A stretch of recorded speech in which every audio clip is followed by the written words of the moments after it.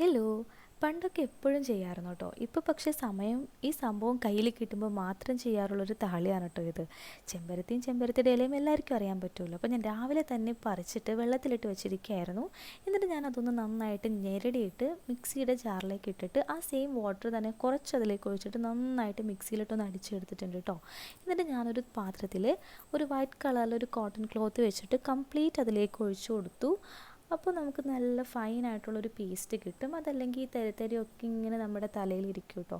കുറച്ച് പണിയാണ്, എന്നാലും ഇങ്ങനെ ഒന്ന് അരിച്ചെടുത്താൽ അത് ബെറ്ററാണ്. എന്നിട്ട് അതിലേക്ക് ഞാനൊരു ആൽപ്സ് ഗുഡ്നസിൻ്റെ റോസ്മേരി ഓയിൽ ഒരു 3-4 ഡ്രോപ്സ് ആഡ് ചെയ്ത് കൊടുക്കുന്നുണ്ട് കേട്ടോ. അത് ഹെയറിന് വളരെ നല്ലതാണ്. അങ്ങനെ അതൊന്ന് മിക്സ് ചെയ്തിട്ട് ഞാനൊരു 20-25 മിനിറ്റ്സോളം തലയിൽ വെച്ചിട്ട് ഇരുന്നിട്ടുണ്ടായിരുന്നു. എന്നിട്ട് പോയി വാഷൊക്കെ ചെയ്ത് കഴിഞ്ഞപ്പോൾ ഇങ്ങനെയാണ് കേട്ടോ.